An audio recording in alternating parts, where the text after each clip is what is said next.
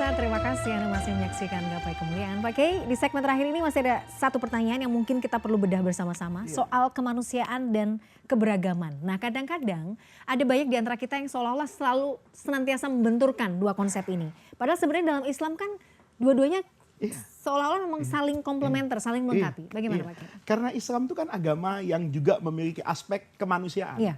Oke, kemanusiaan itu bahasa Arabnya al-insaniyah. Al-insan. Keberagaman itu namanya at-tadayyun. Bukan agama, agama itu dinun. Iya. Kalau keberagamaan itu at-tadayyun.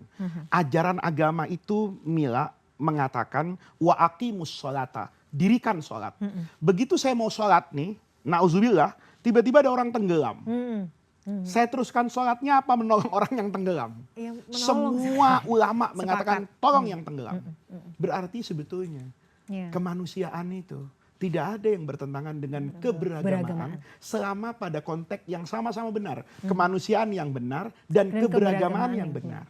Contohnya mudah saja. Ada seorang anak itu yang sangat cinta sama Rasulullah. Tapi juga cinta sama orang tuanya.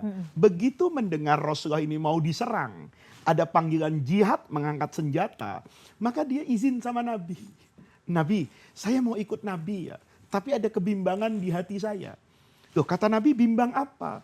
Ibu saya itu kok ke kamar mandi, itu harus dituntun. Bapak saya juga begitu karena sudah tua.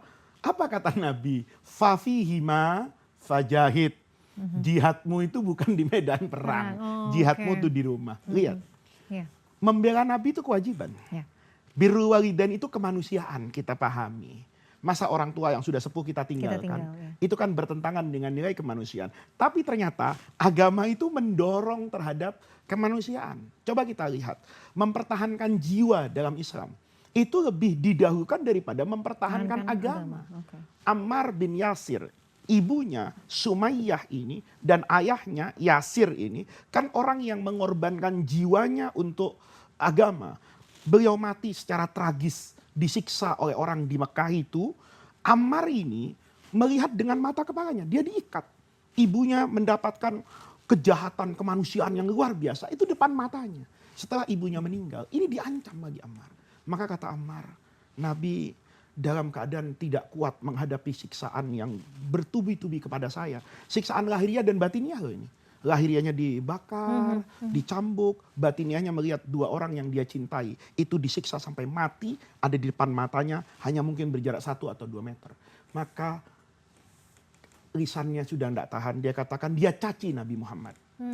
Maka dilepas sama orang Mekah karena sudah mencaci Nabi. Ammar tuh menyesalnya luar biasa. Ya Rasulullah, walaqad qultuhu, kenapa harus saya ngomongin itu? Turun ayat Quran. Ilaman ukriha wa qalbuhu mutmainnun bil iman.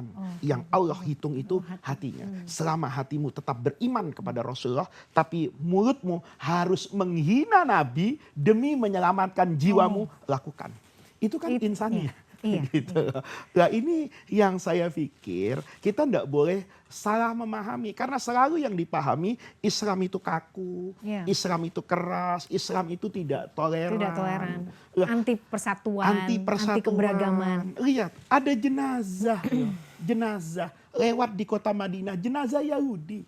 Rasulullah itu bangun, gitu loh. Ketika Rasulullah bangun, Nabi, ini kan jenazah. Iya, Yahudi lagi, tapi manusia kan. Saya berdiri itu untuk menghormati kemanusiaannya. Lihat, itu kan luar biasa dalam hal itu. Jadi para pemirsa, ini sebetulnya karena kita mungkin belum hatam ngajinya. Belum hatam ngaji kemanusiaan dan belum hatam ngaji keberagaman. Coba hubungan suami dengan istri. Dusta kepada istri. Ya, untuk menyenangi hatinya. Itu kan melanggar hukum. Misalnya istri saya masak, terus nggak enak.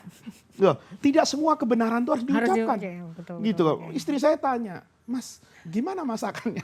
Saya bilang, asin. Marah dia. Marah. Gitu amat kali sih. masak sendiri. Masak gitu sendiri. Itu kan loh, makanya Mila, ada banyak ulama yang mengganti kata kafir dengan non-muslim. Karena keyakinan itu kan tidak selamanya harus dikatakan. Di Madinah Nabi banyak mengatakan ya ahlal kitab. Karena mereka mungkin diajak dialog. Ya ma'syarul yahud gitu loh.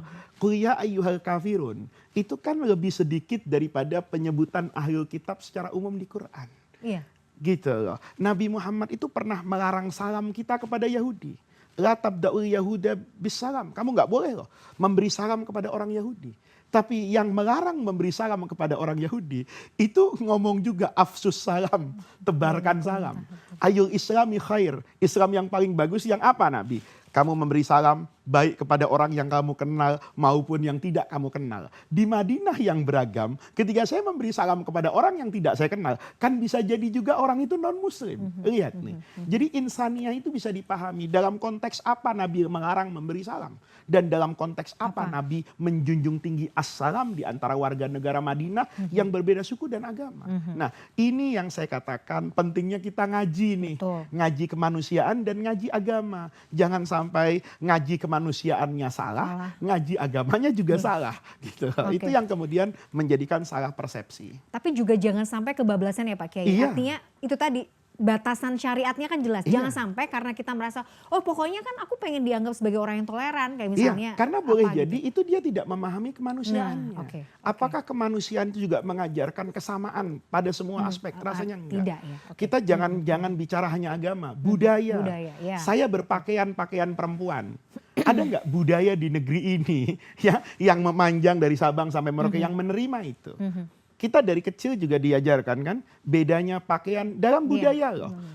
Saya besar di Jakarta, budaya Betawi, baju Betawi laki dengan perempuan itu berbeda. Gitu loh. Jadi kalau ada orang mengatakan saya harus toleransi dengan misalnya LGBT, sama, gitu ya. Ada itu kebablasan gitu. Betul. Atau kesalahan dalam memahami salah satu daripada kemanusiaan dan keberagaman. Gitu. Jadi harus jelas garisnya ya Pak Kiai. Iya. Jangan sampai tapi di batas apa misalnya kita itu misalnya kita melihat sesuatu yang nggak pas gitu. Kita tuh juga perlu juga menyampaikan kan sesuatu yang jangan terus misalnya kita melihat kezoliman atau sesuatu yang tidak pada tempatnya tapi kita diam saja. Tapi gitu. Kan ada kaidahnya gitu loh. Yang pertama bahwa yang salah itu disepakati oleh semua ulama. Tidak boleh sesuatu yang masih ranah perdebatan fikih, kemudian saya mau protes atas nama amar ma'ruf nahi mungkar. Itu nggak boleh. Yang kedua, amar ma'ruf nahi mungkar itu harus dilakukan oleh siapa? Oleh orang yang mengerti. Jangan sampai nanti Mila, ada orang tuh amar ma'ruf nyambi mungkar. Dia amar ma'ruf, tapi memaki-maki, merendahkan kemanusiaan. Itu juga kan kemungkaran. Atau menyebarkan aib orang dengan sengaja. Saya tahu ada orang salah nih. Secara kemanusiaan, orang itu kan malu kalau aibnya disebarkan. Secara keagamaan, agama juga memerintahkan kita untuk tidak mudah menyebar aib orang kecuali dalam kondisi tertentu. Gitu loh. Kayak misalnya ada orang mau ngelamar orang lain. Saya tahu kalau ini bukan orang nggak baik, maka saya boleh, Pak Haji jangan diterima lamaran dia. Kenapa? Dia orang nggak baik. Sebatas itu, gitu loh. Nah, ini kalau kita lihat Mila, saya punya kewajiban untuk melawan kezaliman, tapi kezaliman seperti apa? Kemudian dalam bidang apa saya ini bertindak? Kan beda-beda. Kalau saya sebagai guru, ya dengan lisan ada sesuatu yang tidak benar menurut tata aturan. Maka amar ma'ruf saya kan dengan mengingatkan pemerintah. Anggota DPR beda lagi. Presiden beda lagi. Jangan saya jadi polisi. Gitu. Kemudian polisinya jadi kiai. Nggak bisa. Biarlah saya yang menyampaikan Quran dan hadisnya. Polisi yang menegakkan hukum dengan tindakan nyatanya. Masya Allah, dahsyat, luar biasa. Pak Kiai menarik sekali, terima kasih atas ilmunya hari ini. Tidak terasa kita sudah sampai di penghujung program Gapai Kemuliaan pemirsa. Insya Allah nanti kita akan lanjutkan dengan tema lain yang juga jauh lebih menarik pemirsa. Dan semoga kajian hari ini pemirsa membawa manfaat, kebaikan dan Allah Azza wa Jalla senantiasa mudahkan kita semua untuk menuntut ilmu agama. Amin ya Rabbal Alamin. Terima kasih atas perhatian Anda. Saya Meladia Rahma dan juga Kiai Haji Muhammad Faiz undur diri. Insya Allah kita akan jumpa lagi pada episode yang akan datang. Subhanallahumma wa bihamdika asyhadu an la ilaha illa anta astaghfiruka wa atubu ilaik. Wassalamualaikum warahmatullahi wabarakatuh.